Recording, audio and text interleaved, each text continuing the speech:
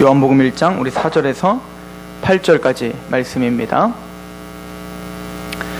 우리 한 목소리로 같이 주님 말씀 봉독합니다. 시작. 그 안에 생명이 있었으니 이 생명은 사람들의 빛이라. 빛이 어두움에 비추되 어두움이 깨닫지 못하더라. 하나님께로부터 보내심을 받은 사람이 있으니 그의 이름은 요한이라. 그가 증언하러 왔으니 곧 빛에 대하여 증언하고 모든 사람이 자기로 말미암아 믿게 하려 함이라. 그는 이 빛이 아니요 이 빛에 대하여 증언하러 온 자라. 아멘.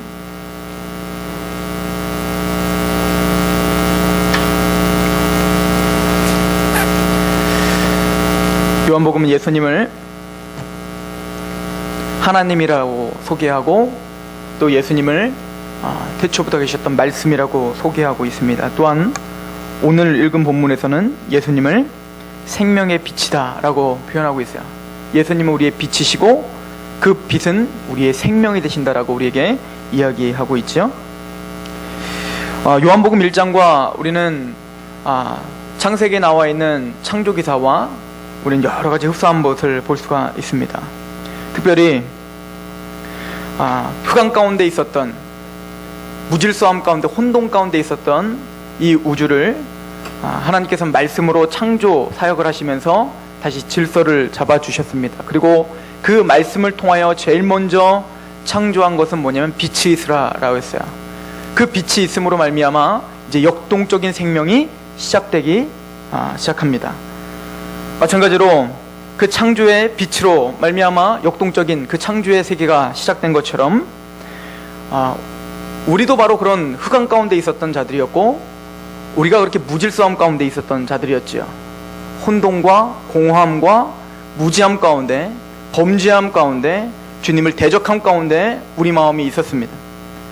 그럴 때 예수님께서는 말씀 되시는 그 예수님이, 태초부터 하나님과 함께 하셨던 그 진리 되시는 그 예수님께서 우리에게 빛으로 오셔서 우리에게 새로운 생명을 창조하신다는 얘기예요.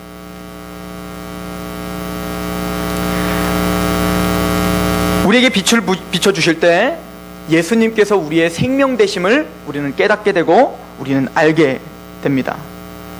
요한복음 17장에 보면 여러분들이 잘 아는 말씀이 있습니다. 영생은 참 하나님과 그의 아들을 아는 것이다. 우리가 영생을 얻는 방법은 뭐냐면 오직 하나님과 그의 아들 예수 그리스도를 아는 것이에요. 그런데 거기서 말하는 안다라고 할 때는 단순히 지식적인 알을 말하는 게 아니라 거기서 안다라고 하는 단어는 제일 먼저 성경에 쓰여진 단어가 바로 창세기에 아담이 하와를 안다 할 때 그 야다라고 하는 말을 쓸 때였어요. 즉 지식적으로 우리가 누구를 아는 것이 아니라 인격적으로 아는 겁니다. 체험적으로 아는 걸 말하는 것처럼 빛이 우리에게 들어옴으로 그 생명 되시는 예수님을 체험적으로 알아야 된다는 거야. 그래야 우리에게 영생이 주어진다라고 하는 것이죠. 흑암 가운데 있었던 우리에게 하나님은 끊임없이 하나님은 빛을 비춰주고 계셨어요. 우리 요한복음 1장에 보시면 1장 5절을 한번 같이 읽어볼까요? 시작. 빛이 어두움에 비추되 어두움이 깨닫지 못하더라. 자, 이것은 빛이 어두움에 비췄지만 어두움이 깨닫지 못하더라. 누구를 통해서 이 빛이 강력하게 비춰졌죠? 예수 그리스도를 통해서 강력하게 비춰졌죠. 그러나 예수님이 오시기 전부터 이미 하나님은 끊임없이 무엇을 비춰주셨을까요? 구약시대에 그 많은 백성들에게 하나님의 빛, 하나님을 아는 빛, 예수 그리스도를 아는 빛을 끊임없이 비춰주고 있었어요. 누구를 통해서? 구약의 모든 선지자들을 통해서 비춰주고 계셨단 말이에요. 아담과 하와가 당신은 내 왕이 아닙니다, 당신은 내 조물주가 아닙니다 라고 배반하고 도망가고, 그리고는 당장이라도 뭡니까? 다 지옥불에 던져져야지 마땅한 그런 죄인들을 하나님은 어떻게 합니까? 끝까지 참고 기대하시면 계속 기다리시면서 어떻게 하십니까? 빛을 계속 비춰주셨다는 거야.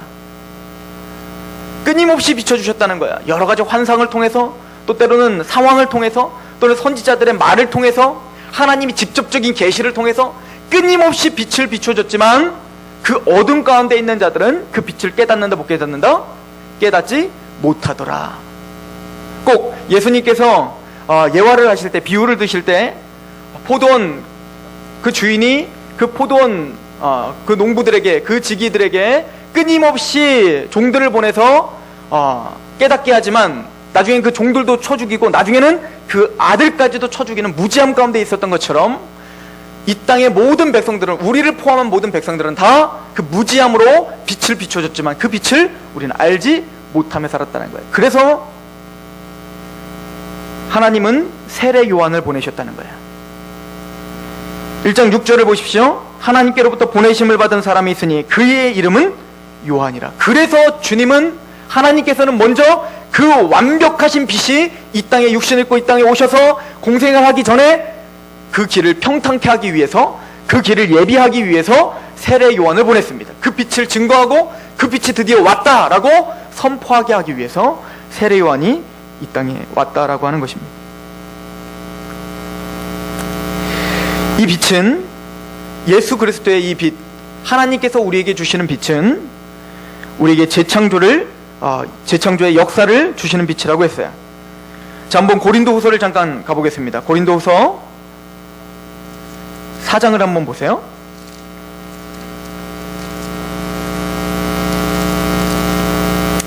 그렇다면 왜 그 빛이 오는데도 사람들은 깨닫지 못할까? 왜 하나님의 말씀이 계속 끊임없이 전파됐는데도 그 하나님의 말씀을 깨닫지 못하고 하나님께 돌아오지 못할까?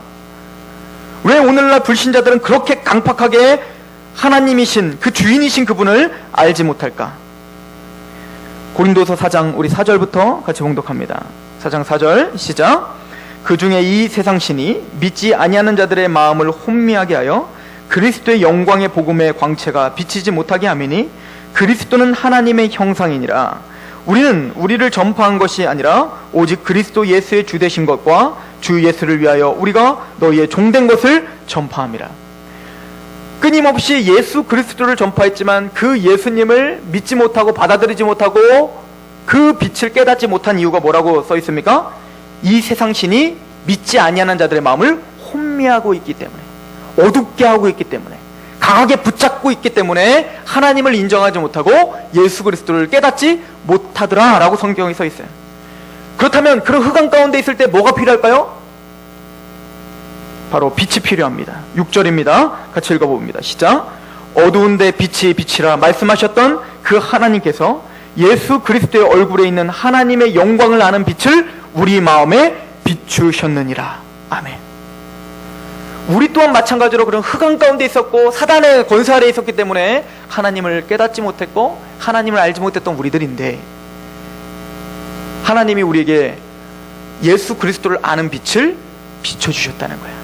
하나님이 그 빛을 비춰주실 때 그 어두움이 물러가는 거야. 그래서 우리는 구원을 받은 거야. 그 이상도 그 이하도 아니라고 성경은 이야기해주고 있습니다. 더 나아가서 이 빛은, 예수 그리스도가 빛이 되시고 생명이 되시고 능력이 되신다는 것은, 이 빛은 단순히 우리에게 예수님을 알게 하고 하나님을 알게 하는 것으로 끝나는 것이 아니라 이 빛은 우리를 실제적인 삶을 거룩하게 만들어가는 빛이라는 거야.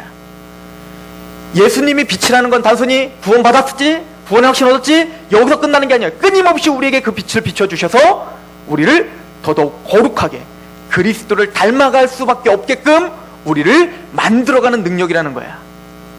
요한일서를 한번 보십시오. 요한일서 1장을 보세요.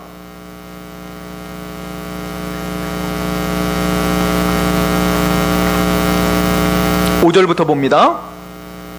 우리가 그에게서 듣고 너희에게 전하는 소식은 이것이니 곧 하나님은 빛이시라. 그에게는 어두움이 조금도 없으시다는 것이니라. 하나님이 빛이신데, 하나님이 빛이시라는 의미가 뭡니까? 하나님은 어두움이 전혀 없는 거야. 빛과 어두움이 공존할 수 있습니까? 없는 것처럼 하나님은 거룩하시고 깨끗하시고 정결하신 분이라는 거야. 근데 그 빛이 누구에게 비춰졌다는 거예요? 우리에게 비춰주셨다는 거거든요. 그럼 어떤 일이 벌어질까요? 6절. 만일 우리가 하나님과 사귐이 있다 하고 어두움에 행하면 거짓말을 하고 진리를 행하지 아니함이거니와 그가 빛 가운데서 계신 것 같이 우리도 빛 가운데 행하면 우리가 서로 사귐이 있고 그 아들 예수의 피가 우리를 모든 죄에서 깨끗하게 하실 것이요. 거룩한 그 빛을 비춤으로 우리가 구원함을 받고 그 하나님의 빛이 강력해지면 강력해질수록 우리는 어두움에 성하지 않고 빛에 빛으로 행할 수밖에 없는 상태가 돼버린다는 거예요. 그러므로 구원과 삶과 구원과 행위를 떼놓고 말할 수가 없는 거예요. 그리고는 뭐라고 말합니까? 이렇게 말을 합니다. 8절입니다. 제가 이런 이야기를 했더니 어느 집사님이 저한테 이렇게 물어봤어요. 그게 헷갈린다는 거예요. 은혜로 구원을 받는 건데, 은혜로 구원을 받는 거고 믿음으로 구원을 받는 건데, 그렇다면 또 뭔가 열매가 드러나야 구원을 받은 사람입니까? 그럼 구원에 합당한 열매가 있어야 구원을 받는 겁니까? 그런데 그 구원에 합당한 열매라고 성경에서 기록된 걸로 만약 잣대로 하면 여러분들 구원 받을 수 있을 것 같아요?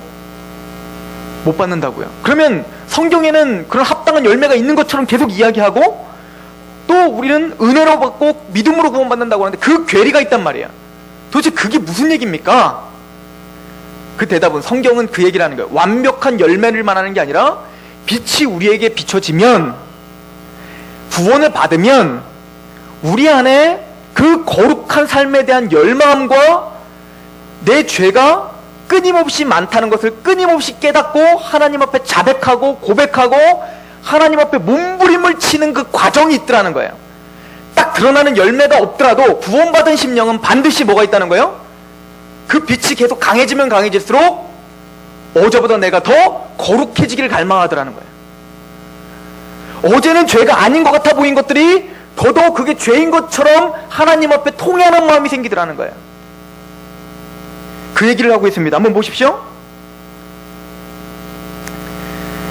8절, 만일 우리가 죄가 없다고 말하면 스스로 속이고 또 진리가 우리 속에 있지 아니할 것이요, 만일 우리가 우리 죄를 자백하면 그는 미쁘시고 의로우사 우리 죄를 사하시며 우리를 모든 불의에서 깨끗하게 하실 것이요, 만일 우리가 범죄하지 아니하였다면 하나님을 거짓말하는 이로 만드는 것이니 또한 그의 말씀이 우리 속에 있지 아니하리라. 하나님의 말씀과 복음이 있는 사람은 난 죄 없다 하지 않는다는 거예요. 지금 신분의 문제와 자격의 문제를 헷갈리시면 안 돼요. 이미 우리는 신분으로 의인입니까? 죄인입니까? 의인입니다. 우리는 의인이라고요. 그러나 우리의 수준은 의인입니까? 죄인입니까? 여전히 죄인이에요. 무슨 얘기인지 이해 가시죠? 거지가 하루아침에 왕자가 됐어요. 누가? 우리가요. 우리는 누더기와 같은 죄가 여전히 있는데 우리는 하루아침에 하나님의 자녀가 됐고 의롭다 칭함을 받았다고요. 그 거지가 하루아침에 왕자가 되면 신분이 바뀌었다고 해서 그 습관과 습성이 한 번에 바뀝니까? 그러지 않죠.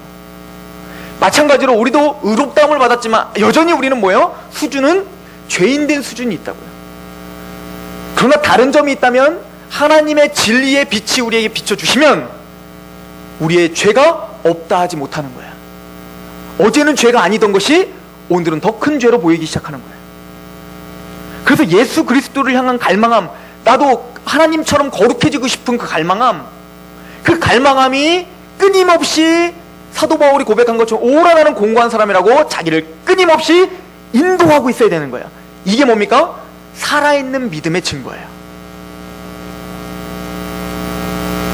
즉 빛은, 예수 그리스도의 빛은 단순히 우리에게 구원의 확신만 주시는 것이 아니라 끊임없이 우리의 죄를 알게 하셔서 거룩함으로 인도하시는 빛이라는 거예요. 그래서 얼마나 동일하게 사도들이 동일하게 우리에게 강조하고 있는지 보십시오. 에베소서 5장을 보세요. 우리가 이것을 놓치면 안 됩니다. 이 부분을 우리가 놓치면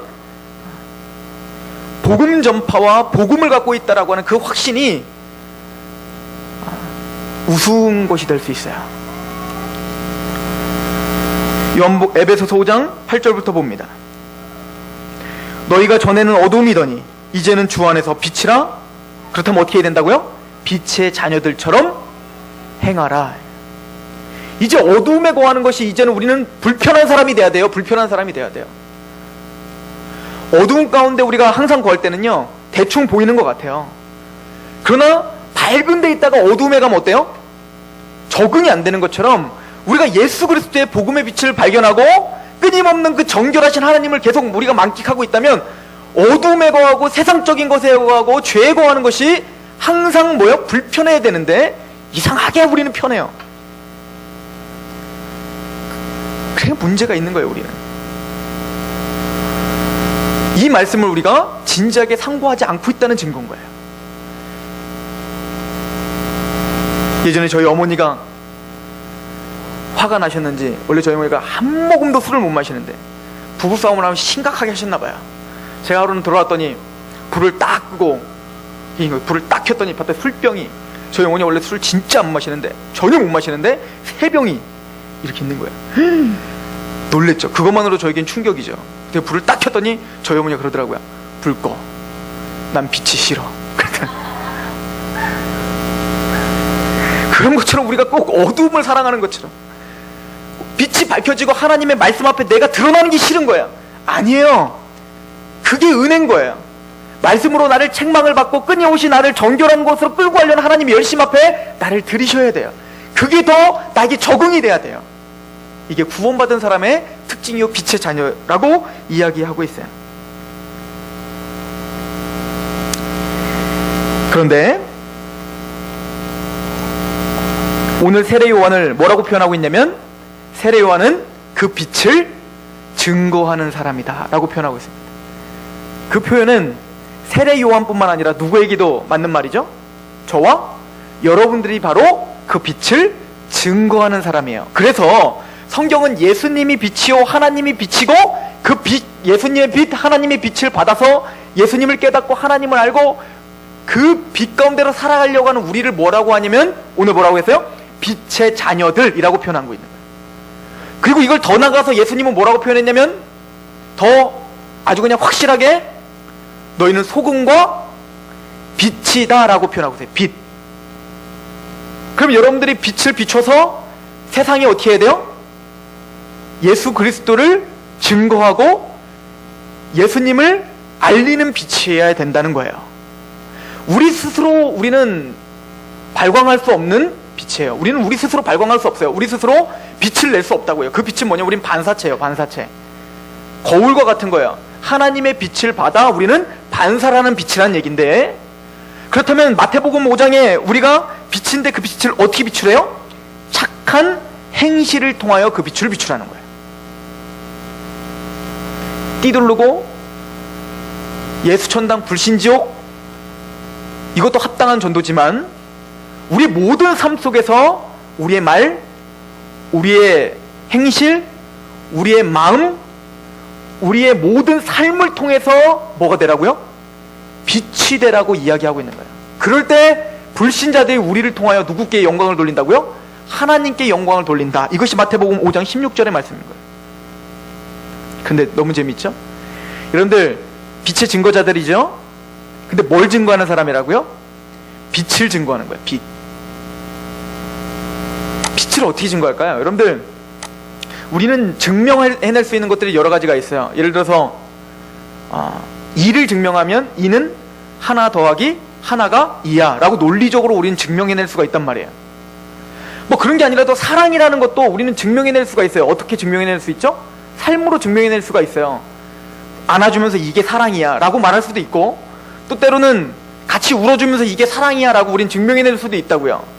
그런데 가장 애매한 것은 뭐냐면 빛을 증명해내는 건데, 이 빛은 그렇게 논리적으로나 뭔가 행함으로 증명할 수 있는 것이 아니에요. 무슨 얘기냐면, 여러분들, 자, 우리가 시각장애인이라고 생각해보세요. 시각장애인이 앞에 있는데, 이 시각장애인이 빛이라는 거를 경험해봤어요? 못 해봤어요? 못 해봤겠죠. 어둠만 있을 거 아니에요. 그런 자에게 빛이 무엇인지 완벽하게 설명해 줄 수 있으신 분. 자, 더 쉽게는 그 빛을 통해서 우리는 색깔을 보죠. 색깔을 설명해 줄 수 있으신 분. 빨간색, 노란색, 파란색, 우리는 당연히 그냥 딱 연상이 되지만, 한 번도 빨간색, 노란색, 파란색이라는 걸 보이지 못한 사람들은 논리적으로 아무리 그걸 설명해도 그걸 이해할 수 있어요, 없어요? 없는 거예요. 그걸 또 설명할 수도 없어요. 예를 들어서 빨간색 어떻게 설명해요? 빨간색은 따뜻한 색깔인데, 따뜻해가지고 막 뜨거워. 그럼 막 빨간색이 연상될까요? 우리는 연상돼요. 우리는 봤기 때문에. 파란색은 차가운 색깔이라, 너 바다 알지? 바다. 바다를 못 봤지 참. 그럼 어떻게 해야지? 왜 차가워. 차가우면 어떤 느낌이지? 차가운데 그 파란색인데, 이게 설명이 되냔 말이에요. 논리적으로 설명이 안 돼. 왜요? 못 보니까. 이거를 삶으로도 설명이 안 돼요. 거꾸로 하면서 따뜻하지, 이게 빨간색이야, 이렇게도 설명이 안 되는 거예요. 그게 뭐예요? 빛이에요. 제가 왜 이런 얘기하죠? 우리가 지금 전파하고 있는 이 빛은, 이 복음은 빛과 같아요. 우리가 논리적으로 설명할 수 있는 것이 아니에요. 직접 눈으로 봐야 돼요. 직접 봐야 깨닫지, 직접 봐야 알지, 도대체가 우리가 논리적으로 설명할 수가 없어요. 그래서 우리는 복음 전파에 힘든 거예요. 우리는 그래서 악을 쓰죠. 예수님 믿으면 돼, 예수님 믿으면 천국 갈 수 있어. 근데 이 사람들은 도대체가 이해를 못하는 거야. 왜요? 영적 소경이기 때문에 그래요. 본 적이 없어요. 하나님을 본 적도 없고, 예수님을 본 적도 없고, 만져지지도 않고, 본 적도 없고, 어떻게 뭐 논리적으로 설명이 안 돼요. 그 하나님이란 신적 존재가. 아무리 뭐 신적 논증 그런 거를 통해서도 이게 납득이 안 가는 거예요. 그러니까 우리는 뭐 할 수밖에 없어요? 하나님 편에 서가지고 어거지를 부리는 수밖에 없어요. 예수님 믿어야 천국 가. 그걸 어떻게 하냐고. 믿어야 된다니까? 그걸 증명해봐. 나는 증명 못하지만 하나님은 아셔. 아니, 그 하나님은 아시는데 나는 모르겠다고. 아니야, 무조건 믿어. 나 이거는 이해가 안 가는데? 그거 이해 안 가는 거는 지금 우리가 연약해서 그렇지, 하나님 그 나라에 가면 그거 다 이해가 가. 그러면 우리는 그게 납득이 가. 아멘 하시지만 안 믿는 사람은 그게 납득이 가요? 아멘 해요? 그럴 줄 알았어. 네가 뭘 설명을 해. 답답하다, 무식한 사람아. 그럼 우린 또 뭐라고요? 빨리 회개해. 너 그따윈 태도를 갖고 있으면 넌 지옥 갈 수밖에 없을 거야. 답답한 거예요. 근데 우리는 이거밖에 못하는 거예요. 이거밖에. 어거지를 쓰고 하나님의 말씀이 정말 진리라고 눈을 부릅뜨고 내 정성과 내 열심으로 그걸 설명해 줄 수밖에 없지, 논리적으로 되는 게 아니에요. 왜냐면 우리도 누군가 논리적으로 잘 설명해서 구원받은 게 아니에요. 그냥 복음을 들었더니 어떻게 해요? 보이는 걸 어떻게 그게 믿어지는데, 하나님이 느껴지는데 어떡합니까? 그 빛이 비춰진다는 말이 우리는 알겠는데요. 근데 빛이, 하나님의 빛이, 예수님의 빛이 내 마음에 비춰진다고 그거를 아무리 불신자들한테 설명을 해도 이게 걔한테는 납득이 안 가는 거예요. 근데 우린 부인하지 못할 만큼 그 빛이 뭔지 알잖아요. 그냥 하나님을 알게 됐어요. 그냥 예수님을 알게 됐어요.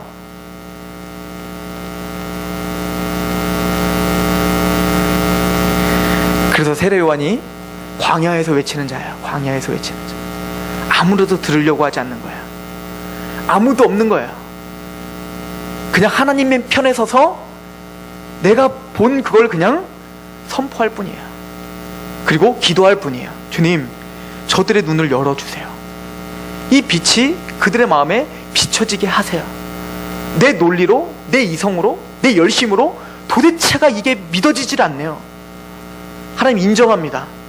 내가 그 복음의 빛을 설명할 수 없음을 인정합니다. 하나님, 내가 저 한 영혼도 내가 이 체험한 것을 그들에게 전해줄 수 없음을 인정합니다. 성령님 오셔야 됩니다. 성령님 그들의 마음을 인쳐주시고 저는 바보처럼 십자가만 전하겠사오니 그 십자가가 그 마음판에 인쳐지게 해주세요 라고 우리는 광야에 외치는 자처럼 외치는 것밖에 할 수 없다는 거예요. 이게 세례 요한이에요. 그러므로 논리적으로 내가 설명 못한다고 힘들어하지 마세요. 그건 여러분만의 문제가 아니라 저의 문제고 세례 요한의 문제고 사도 바울의 문제예요. 고린도전서는 이렇게 말합니다. 인간의 지혜로 하나님의 지혜를 알 수 없게끔 하나님은 일부러 그러셨다는 거예요. 그래서 우기세요. 끝까지 우기시는 거예요. 너는 지금 무지해서 그래. 내가 보기엔 네가 더 무지한데? 아니야! 네가 더 무지해. 네가 하나님을 만나봐. 예수님 만나봐. 대신 눈빛을 진지하게 하십시오. 대신 여러분들의 태도를 바로 하십시오. 그 빛을 경험한 자답게 그 삶을 점검하십시오. 우리의 착한 행실을 통하여 그들에게 구원받은 내가 어떻게 삶이 변했는지 보여주십시오. 우리가 할 수 있는 건 그 열심밖에 없는 거예요. 여러분들 성경에 보면 예수님이 빛을 계속 하나님 빛을 비춰주실 때 깨닫지 못하더니, 그런데 깨닫지 못하는 그 구약의 이스라엘 백성들에게 하나님은 포기하시는가요? 포기하시지 않던가요? 포기하지 않고 끝까지 설득하시고 끝까지 책망하시고 끝까지 붙잡아 주시죠. 그건 한마디로 하나님의 정성을 보여주고 계시는 거예요. 내가 니들 이렇게 사랑해. 난 당신 모르는데요? 그래도 난 널 사랑해. 당신 모르겠다니까요? 그래도 난 널 놓칠 수 없다니까? 끝내는 그 정성이 어떻게 하는 거예요? 녹아지는 거예요. 하나님이 우리를 그렇게 구원시킨 거 아닙니까? 하나님의 정성이 있어서 우리가 몇십 년에 걸쳐 복음을 알게 된 거 아니에요? 한 방에 구원받는 건 없는 거예요. 왜요? 우리는 어차피 이해가 안 되는 빛을 전하고 있는 사람들입니다.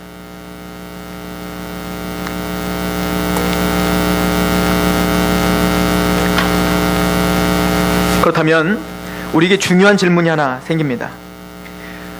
우리가 보통 지금 현실 세계는 정상인들이 많습니까? 시각장애인들이 많습니까? 정상인들이 훨씬 많죠. 그러니까 시각장애인들이 이상하게 보이는 거예요. 보이는데 안 보이니까요. 그런데 영적인 세계는 달라요. 완전히 뒤집어졌죠. 시각장애인이 많아요? 아니면 영적 보는 사람들이 많아요? 영적으로 보는 사람이 훨씬 적죠. 그러니까 누가 이상한 사람이 되는 거예요? 우리가 이상한 사람이 된 거예요. 우리가 뭐 빛을 얘기하고 빨간색, 파란색을 얘기하면 그 사람들은 도저히 납득이 안 가는 거예요. 왜? 본 적이 없으니까. 그렇다면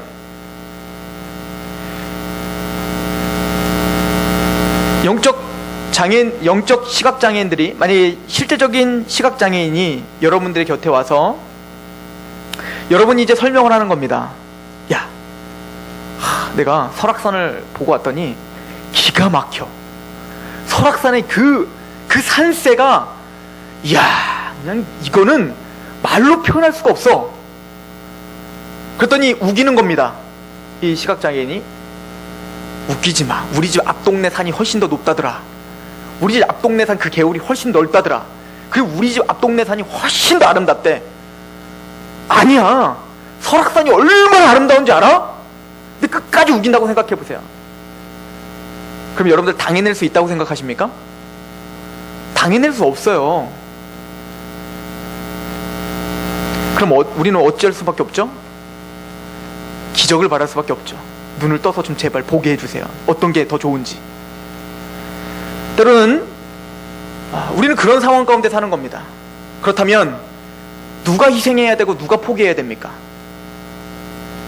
여러분들, 시각장애인과 같이 있을 때 누가 더 많이 포기해야 되고 누가 더 많이 희생해야 될까요?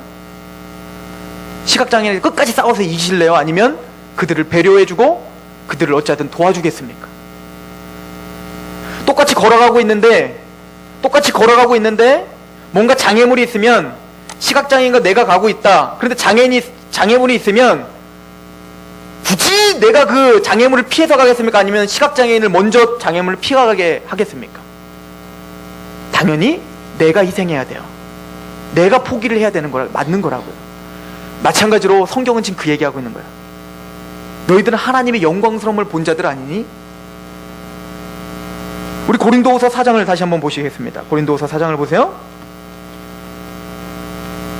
고린도후서 5장을 봅시다. 고린도후서 5장.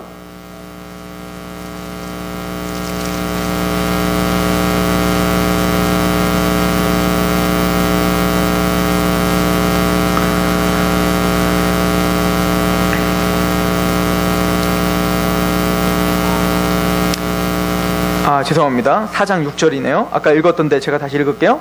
어두운데 빛이 비치라 말씀하시던 그 하나님께서 예수 그리스도의 얼굴을 잇는 하나님의 영광을 아는 빛을 우리에게 비추셔서 우리는 보는 자들이 됐죠. 그래서 어떻게 우리는 감격하죠? 7절에 우리가 이 보배를 질그릇에 가졌으니 이는 심히 큰 능력은 하나님께 있고 우리에게 있지 아니함을 알게 하려 함이라. 그래서 우리는 이런 고백을 합니다. 질그릇 가운데 뭘 발견한 자요? 보화를 우리는 마음에 품고 있는 사람들이에요. 그래서 마음이 풍요로운 자들이죠. 8절 우리가 사방으로 우겨싸움을 당하여도 쌓이지 아니하며 답답한 일을 당하여도 낙심하지 아니하며 박해를 받아도 버림받지 아니하며 거꾸로 뜨림을 당하여도 망하지 아니하고 우리가 항상 예수의 죽음을 몸에 짊어짐은 예수의 생명이 또한 우리 몸에 나타나게 하려 함이라. 우리 살아있는 자가 항상 예수를 위하여 죽음에 넘겨짐은 예수의 생명이 또한 우리 죽을 육체에 나타나게 하려 함이라.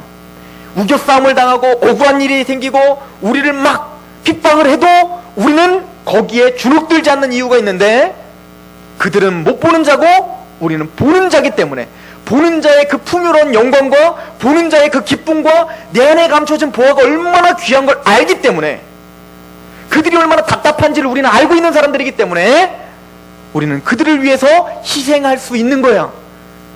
그들을 위해서 마땅히 포기할 수 있는 거예요. 왜? 우리가 갖고 있는 게 너무 귀한데 그들은 이걸 상상도 못하고 있으니 그들을 위해서 우리는 포기할 수 있는 여유가 있더라. 이것이 성경이 말하는 바예요. 그래서 예수님 뭐라고 하십니까? 하나님의 모든 영광과 하나님의 모든 뜻을 다 알고 있는 예수님께서 이 땅에 오신 이유는 영광을 받기 위함이 아니요, 기득권을 행사하기 위함이 아니요, 자기의 몸을 들여 죽음으로 헌신하고 섬기러 오셨다고 우리에게 선포하시는 것이요, 그 빛을 발견한 우리가 보지 못하는 그 불신자들을 향하여 좀 더 희생하고 우리의 권리를 포기하는 그 삶을 살게 하기 위함이라는 거예요.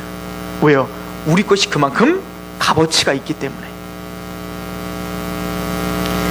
믿지 않는 남편, 믿지 않는 친구, 믿지 않는 회사 동료, 믿지 않는 가족들, 그 사람에게 한 발짝 물러서서 좀 더 포기합시다. 희생합시다. 이것이 십자가의 길이라고 말을 하고 이것이 보는 자의 승리의 길이라고 이야기합니다. 기도하겠습니다. 하나님 아버지, 우리는 거룩하신 복음의 빛을 증거하는 자들입니다. 우리는 그걸 논리로 설명할 수 없으며 우리의 열심으로도 설명할 수 없습니다. 다만 그 예수님의 복음의 빛을 알아 하나님을 알고 있다는 그것에 감격하여 오늘 하나님 앞에 내 삶을 착한 행실로, 선한 행실로 드리는 삶을 삽니다. 아버지여, 우리가 주님의 편에 서서 바보처럼 십자가를 외치겠습니다. 하나님 역사하여 주셔서 주님이 그들의 마음을 여시고 그들에게 복음을 깨닫는 은혜를 허락하여 주옵소서. 더 나아가서 우리가 보는 사람으로서, 우리가 더 큰 영광을 가지는 사람으로서 희생하게 하시고 내 권리를 포기하게 하시고 그들을 섬길 수 있는 여유가 우리에게 있을 수 있도록 도와주옵소서. 예수 그리스도의 이름으로 감사하며 기도하옵나이다. 아멘.